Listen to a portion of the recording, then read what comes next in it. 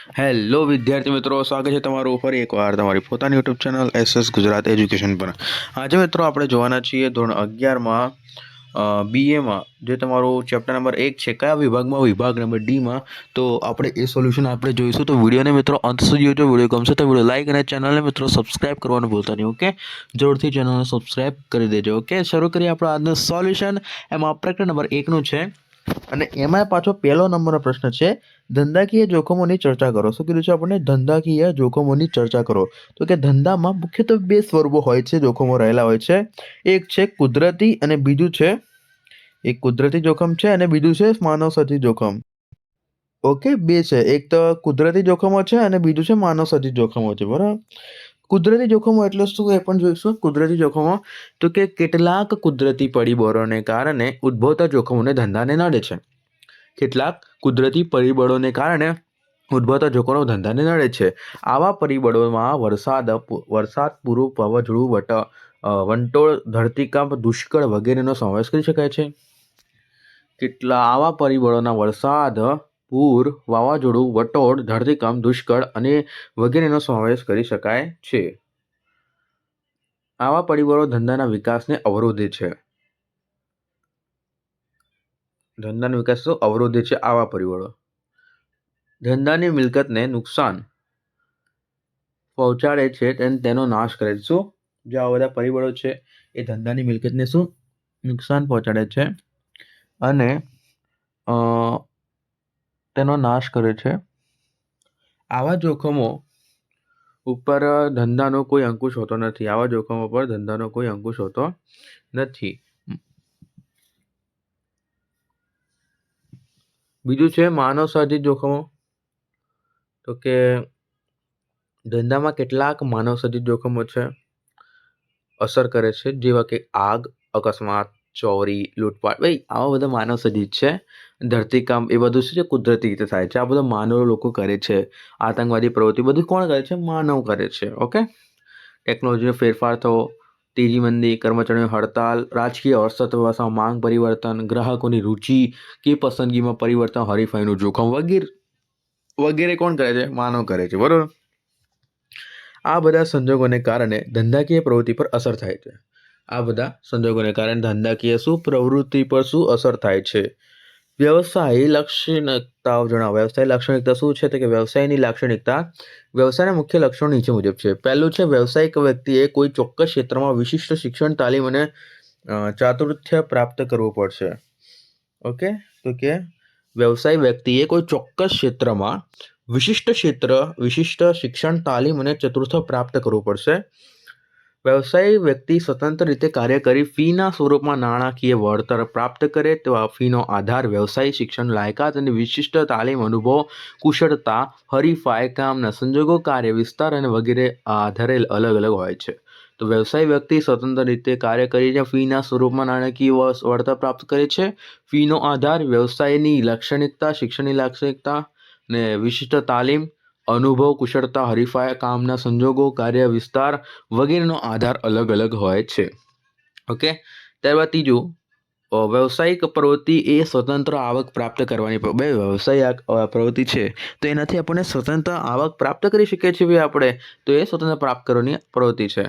વ્યવસાય વ્યક્તિએ પ્રાથમિક ઉદ્દેશ માનવીની વિવિધ જરૂરિયાતોને સંતોષવાની સેવાઓ હોય છે। ઓકે, જરૂરી સંતોષી સેવાઓ હોય છે। ઓકે, 5મા નંબરનું, વ્યવસાય વ્યક્તિએ સેવાઓ વસ્તુના ઉત્પાદન કે તેની વહેંચણી સાથે સંબંધ ધરાવતા નથી, પરંતુ તે માનવીના અંગત ધંધાકીય જરૂરિયાતોને સંતોષે છે।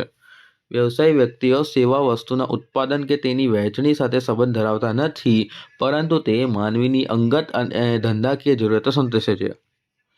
વ્યવસાયમાં મળતું વળતર અનિશ્ચિત હોય છે અને કોઈક વાર વધુ કે કોઈક વાર ઓછી ફીની આવક પ્રાપ્ત થાય છે। વ્યવસાયમાં મળતું વળતર અનિશ્ચિત હોય છે અને કોઈક વાર વધુ કે કોઈક વાર ઓછી ફીની આવક પ્રાપ્ત થાય છે। ઓકે, 7મા નંબરનું, વ્યવસાય વ્યક્તિએ જે તે વ્યવસાયનું સભ્યપદ મેળવવું પડે છે। વ્યવસાય વ્યક્તિએ જે તે વ્યવસાયનું સભ્યપદ મેળવવું પડે છે। દરેક વ્યવસાયની આચારસંહિતાનું પાલન કરવું પડે છે। દરેક વ્યવસાય છે તો એની જે આચારસંહિતા બધાની અલગ અલગ હશે, તો એનું શું કરવું પડશે? એને પાલન એને કરવું પડશે। 8મો, વ્યવસાયિકો પોતાની સ્વતંત્ર પ્રેક્ટિસ કરતા હોય છે ત્યારે તેઓ વ્યવસાય કરે છે અને એમ કહેવાય કે તેઓ નોકરી પણ કરી શકે છે. વ્યવસાયિકો પોતાની સ્વતંત્ર પ્રેક્ટિસ કરતા જ હોય છે ત્યારે તેઓ કરતા હોય ત્યારે જ તેઓ વ્યવસાય કરે છે અને એમ કહેવાય કે તેઓ નોકરી પણ કરી શકે છે. ત્રીજા નંબરનો આપણો પ્રશ્ન છે રોજગારીની લાક્ષણિકતાઓની ચર્ચા. ભાઈ, રોજગારી આપણા દેશમાં લોકોને લાગે છે કે મળતી નથી, પણ બહુ જ છે. તો રોજગારી એ નોકરીનું મુખ્ય લક્ષણ નીચે મુજબ છે. રોજગારી એટલે કે નોકરી, એ બંને કોઈ પણ ચાલે. તો કે રોજગારી નોકરીનું મુખ્ય લક્ષણ નીચે મુજબ છે. પહેલું છે રોજગારી કે નોકરીમાં આપવામાં આવતું વળતર એટલે કે પગાર કે વેતન આવક નિશ્ચિત હોય છે. રોજગારી કે નોકરીમાં, રોજગારી છે, નોકરી છે, એમાં જે આપવામાં આવતું જે વળતર છે તો એને પગાર કે વેતનની આવક નિશ્ચિત હોય છે. પગાર કે વેતનની આવક ભાઈ નિશ્ચિત, ભાઈ 15,000, 20,000, 10,000 એવું નક્કી જ હોય છે. બીજું, રોજગાર કે નોકરીમાં વ્યક્તિ શારીરિક કે માનસિક સેવાઓ પૂરી પાડી શકે છે. રોજગાર કે નોકરીમાં વ્યક્તિ શારીરિક કે માનસિક સેવાઓ પૂરી પાડી શકે છે. ત્રીજું, રોજગાર કે નોકરીમાં નિશ્ચિત વેતનનો ઉપરાંત અન્ય લાભ મળતા હોય છે. દાખલા તરીકે તબીબી ભથ્થું, ઘરભાડા ભથ્થું, શહેરી ભથ્થું, મુસાફરી ભથ્થું વગેરે. રોજગારી કે નોકરીમાં નિશ્ચિત વેતન ઉપરાંત અન્ય લાભ મળતા હોય છે. દાખલા તરીકે તબીબી ભથ્થું, ઘરભાડા ભથ્થું, શહેરી ભથ્થું અને મુસાફરી ભથ્થું. ચોથા નંબરનું, રોજગાર કે નોકરી અંગે કરાવવામાં આવે છે. રોજગાર કરાર કરવામાં આવે છે અને આ કરાર મુજબ રોજગાર આપનાર તાબામાં રહીને સોંપેલ કાર્ય કરવાનું હોય છે. રોજગાર કે નોકરી અંગે કરાર કરવામાં આવે છે અને આ કરાર મુજબ રોજગાર અને આપનાર તાબામાં રહીને સોંપેલ કાર્ય કરવાનું હોય છે. ઓકે, ભાઈ આટલે કીધું છે, ભાઈ આટલું કાર્ય તે કરવાનું તો કરવાનું, નહીં કરે તો પૈસા નહીં મળે. બસ. રોજગાર કે નોકરી એ સ્વતંત્ર આર્થિક પ્રવૃત્તિ નથી ભાઈ, સ્વતંત્ર આર્થિક પ્રવૃત્તિ નથી, પરંતુ પરતંત્ર કે પરાવલંબી આર્થિક પ્રવૃત્તિ બીજા દ્વારા કરવામાં આવે છે. તમે નથી કરી રહ્યા તમારા મરજીથી. રોજગાર કે નોકરીમાં કાર્યો, સમય, વ્યક્તિની લાયકાત, વ્યક્તિની નિમણૂક, નિવૃત્તિ ઉંમર, નિવૃત્તિ પછીના લાભ વગેરે નિશ્ચિત હોય છે. પહેલાં જ નક્કી કરી દીધું છે. આટલા પૈસા મળશે, આટલા ટાઈમે આવવાનું, આટલા ટાઈમે જવાનું, આટલો ટાઈમ સુધી ત્યાં રહેવાનું, આટલા ટાઈમ સુધી કામ કરે, આટલા પછી રિટાયર. ઓકે. રોજગારી કે નોકરી કરનારને તેની સેવાઓ બદલાવ, વળતર અને ચૂકવણી નિશ્ચિત સમય કરવામાં આવે છે. ભાઈ, છેલ્લી તારીખે તેનો પગાર મળી જાય છે એને. રોજગારી કે નોકરી કરનારને કોઈ પણ પ્રકારનું મૂડીરોકાણ કરવું પડતું નથી. જે પણ નોકરી કરે છે એને પૈસા રોકવા પડતા નથી. એને બસ જઈને રોજે કામ જ કરવાનું છે. ઓકે, એને કોઈ પણ પ્રકારના પૈસા એને ચૂકવવા પડતા નથી. બસ એને જવાનું છે, કામ કરવાનું છે, જવાનું છે, કામ કરવાનું, બીજું કંઈ જ નહીં. વ્યાપાર અને વાણિજ્ય વચ્ચેના શું ત્રણ તફાવત. અને મિત્રો જણાવી દઉં, જો મિત્રો તમે આખા ગાલા અસાઇનમેન્ટના સોલ્યુશનની PDF મેળવવા માંગતા હોય તો નીચે ડિસ્ક્રિપ્શનમાં તમને મોબાઈલ નંબર આપેલો છે, એના પર કોલ કરો. આખા ગાલા અસાઇનમેન્ટના સોલ્યુશનની PDF મિત્રો તમને માત્ર ને માત્ર 100 રૂપિયા મળી જશે. ઓકે, તો જરૂરથી નીચે ડિસ્ક્રિપ્શનમાં આપેલ મોબાઈલ નંબર પર કોલ કરીને આખા ગાલા અસાઇનમેન્ટનું સોલ્યુશન મેળવી લેજો. તફાવતના મુદ્દાઓ. વ્યાપાર અને વાણિજ્ય. અર્થ. વેપાર એટલે માલ અને સેવાની નાણાં બદલામાં લેવડ દેવડ. ઓકે, વેપાર એટલે માલ અને સેવાની શું નાણાંના બદલામાં લેવડ દેવડ. વાણિજ્ય એટલે વેપાર અને વેપારની સહાયક સેવાઓ. વાણિજ્ય એટલે વ્યાપાર અને વ્યાપારને સહાયક સેવાઓ. ઓકે, વેપાર એટલે માલ અને સેવાની નાણાંના બદલામાં લેવડ દેવડ અને વાણિજ્ય એટલે વ્યાપાર અને વ્યાપારને સહાયક સેવાઓ. અહીંયા શું છે? અહીંયા માલને લગતું છે વેપારમાં, અને અહીંયા વાણિજ્યને એટલે કે વેપારને લગતું છે. ઓકે, લેવડ દેવડ અને વેપારની સહાયક સેવાઓ. પછી બીજું છે કાર્યક્ષેત્ર. કે વ્યાપારનો ખ્યાલ તેનું કાર્યક્ષેત્ર મર્યાદિત છે અને વાણિજ્યનો ખ્યાલ તેનું કાર્યક્ષેત્ર વિશાળ છે. વાણિજ્ય તો બટ વ્યાપાર આટલું મર્યાદિત છે. એમ તો સમાવેશ, તો કે વેપાર વાણિજ્યનો સમાવેશ થતો નથી. વ્યાપારમાં વાણિજ્યનો સમાવેશ થતો નથી, પરંતુ વાણિજ્યમાં વેપારનો સમાવેશ થાય છે. ઓકે, એ વેપારનો એક વાણિજ્યનો ભાગ છે. ઓકે, વેપાર વાણિજ્યનો એક ભાગ છે. 5મા નંબરનો પ્રશ્ન, વેપારના પ્રકારોની સમજૂતી આપો. વેપારના પ્રકારો. વેપારના મુખ્ય 2 પ્રકારો પાડી શકાય છે. પહેલું આંતરિક વેપાર અને બીજું આંતરરાષ્ટ્રીય વિદેશી વેપાર. ઓકે, પહેલું શું છે? આંતરિક વેપાર, બીજું આંતરરાષ્ટ્રીય વિદેશી વેપાર. પહેલું તો કે આંતરિક વેપાર, ઇન્ટરનેશનલ ટ્રેડ. ઇન્ટરનલ ટ્રેડ કહેવાય છે. ઓકે, દેશની સરહદ આંતરિક વેપાર સમજી લેજો મિત્રો. દેશની સરહદની અંદર જુદા જુદા ભાગો વચ્ચે દેશની સરહદની અંદર જુદા જુદા ભાગો વચ્ચે ચાલતા વેપારને આંતરિક વેપાર કહે છે. જેમ કે ભાલના ઘઉં અમદાવાદનો વેપારી ખરીદે. શું? ભાલના ઘઉં છે તો એ અમદાવાદનો વેપારી ખરીદશે તો એને શું કહેવાય છે? આંતરિક વેપાર. ઓકે, અને કાશ્મીરની સફરજનની ખરીદી, ઓકે, ભાલના ઘઉં અમદાવાદનો વેપારી ખરીદે અથવા તો કાશ્મીરના સફરજનની ખરીદી કરે અમદાવાદનો વેપારી, તો એને શું? આંતરિક વેપાર કહેવામાં આવશે. ત્યારબાદ છે વિસ્તરણની દ્રષ્ટિએ આંતરિક વેપારના 2 પ્રકારો હોય છે. એક જથ્થાબંધ વેપાર, બીજું છૂટક વેપાર. વિસ્તરણની દ્રષ્ટિએ આંતરિક વેપારના શું હોય છે? 2 પ્રકાર હોય છે. પહેલું છે જથ્થાબંધ વેપાર અને બીજું છે છૂટક વેપાર. ઉત્પાદક પાસેથી મોટા જથ્થામાં માલની ખરીદીને છૂટક વેપારને નાના જથ્થામાં વેચવામાં આવે છે અને જથ્થાબંધ વેપારી કહે છે.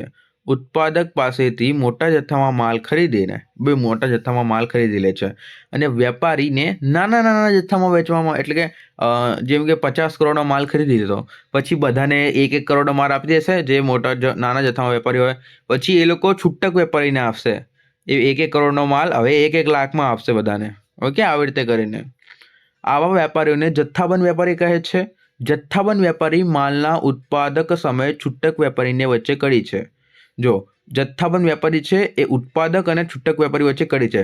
ઉત્પાદક જથ્થાબંધ વેપારીને આવશે, જથ્થાબંધ છૂટક વેપારીને આવશે, છૂટક વેપારી જોડે આપણે લઈશું. ઓકે, કે તમારે જો 5 રૂપિયાની બાલાજી સેવ ખાવી હોય, ઓકે, તમારે 5 રૂપિયાના વાટકા ખાવા છે તો તમે ડાયરેક્ટ ઉત્પાદક જોડે ના જવા માંગવા, તમે દુકાને જ લેવા જશો. એ દુકાનદાર કોણ છે? છૂટક વેપારી છે. દુકાનદાર કોની પાસેથી માલ મેળવે છે? જથ્થાબંધ વેપારી સાથેથી. અને જથ્થાબંધ વેપારી કોના જોડેથી માલ મેળવે છે? તો કે ઉત્પાદક પાસેથી માલ મેળવે છે. ઓકે, આવી રીતે બધું આ સિસ્ટમ ચાલે છે.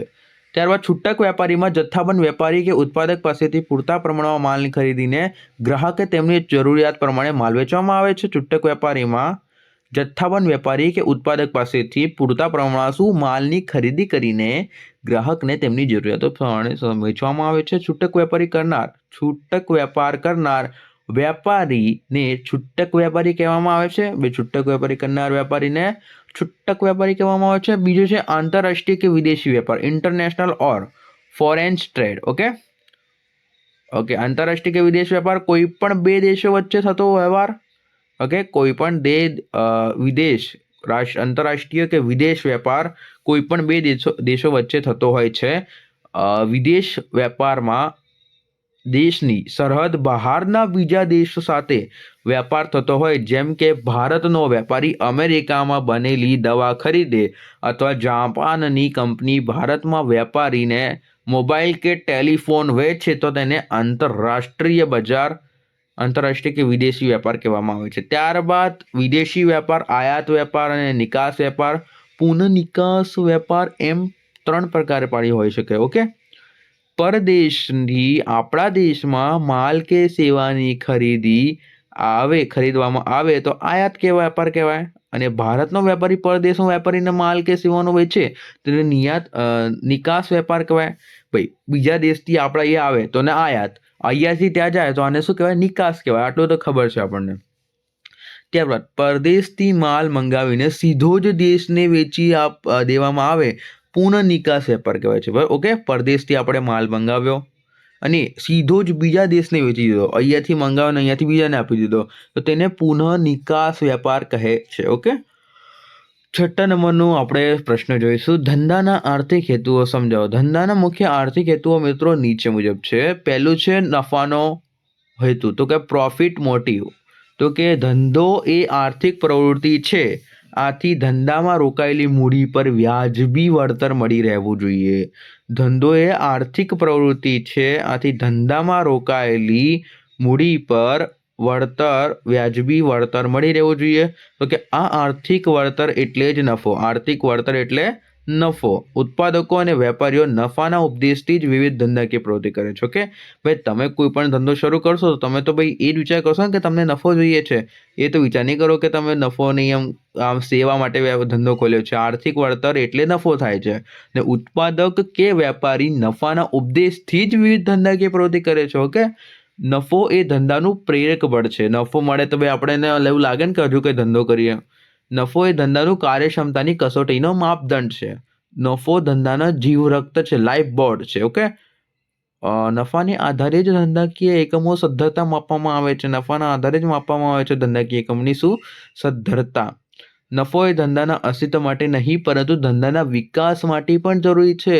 ધંધાના માત્ર અસ્તિત્વ માટે નહીં પરંતુ આ જે ધંધો છે મિત્રો એ ધંધાના અસ્તિત્વ માટે પણ જરૂરી. જો નફો ના મળે તો આપણે ધંધો તો મિત્રો બંધ કરવો પડશે ને ભાઈ, કેમ કે તમે ખોટમાં તો એ ધંધો ચલાવવાના છો નહીં.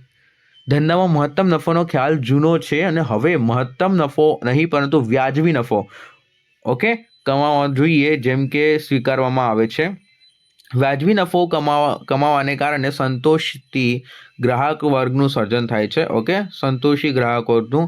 અને નફાને કારણે ધંધાકીય એકમ લાંબા સમય સુધી અસ્તિત્વ ધરાવી શકે છે, હરીફાઈનો અસરકારક સામનો કરી શકે છે અને જેમ જ જાહેર જનતામાં આદર કે પ્રતિષ્ઠા પ્રાપ્ત કરી શકે છે. આથી કહી શકાય છે કે નફો એ ધંધાની જીવાદોરી કે જીવન રક્ત છે. બીજું છે મહત્તમ સંપત્તિના સર્જનો. મહત્તમ સંપત્તિના સર્જનો શું થાય છે મિત્રો? મહત્તમ નફાનું સર્જન થાય છે. ઓકે, તો એ જોઈશું. તો જ્યારે મહત્તમ સંપત્તિના સર્જનનો હેતુ લાંબા ગાળાનો હોય ત્યારે પણ થાય છે. ધંધાકીય એકમોની મિલકતોમાં ઉત્તરોત્તરમાં વધારો કરવામાં આવે અને તેની મહત્તમ સંપત્તિનું સર્જન કહે છે. ધંધાકીય એકમની મિલકતોમાં શું ઉત્તરોત્તર વધારો કરવામાં આવે છે અને તેને મહત્તમ સંપત્તિનું સર્જન કહેવામાં આવે છે. આ હેતુ લાંબા ગાળે સિદ્ધ થાય છે. આ હેતુ શું થાય છે? લાંબા ગાળે સિદ્ધ થાય છે. મંદી કે કટોકટી જેવા આપત્તિના સંજોગોમાં નફો જતો કરવો પડે છે અને જતો કરીને પણ સંપત્તિ અને પ્રતિષ્ઠા ટકાવી રાખવામાં આવે છે. જતો કરીને પણ શું સંપત્તિ અને પ્રતિષ્ઠા આપણે ટકાવી રાખવામાં આવે છે. મહત્તમ સંપત્તિના સર્જનનો હેતુ ધંધાના માલિકે આર્થિક લાભ સાથે સંબંધ ધરાવે છે. મહત્તમ સંપત્તિનો જે સર્જનનો હેતુ છે ધંધાના માલિકના આર્થિક લાભ સાથે સંબંધ ધરાવે છે. ઓકે, અન્ય આર્થિક હેતુઓ તો ઓધર ઇકોનોમિક ઓબ્જેક્ટિવ. ઉપર દર્શાવેલ હેતુ ઉપરાંત ધંધાકીય એકમો અન્ય આર્થિક હેતુઓ ઉપદેશો હોઈ શકે છે, જેમ કે ધંધાની આર્થિક પ્રગતિ, એ વિકાસ કરવો, બજારનો વિસ્તારવો, વધારવો, આધુનિક ટેકનોલોજી અપનાવી, ઉપલબ્ધ સાધનોનો મહત્તમ અને શ્રેષ્ઠ ઉપયોગ કરવો, ધંધાની હરાફાઈમાં ટકી રહેવું વગેરે.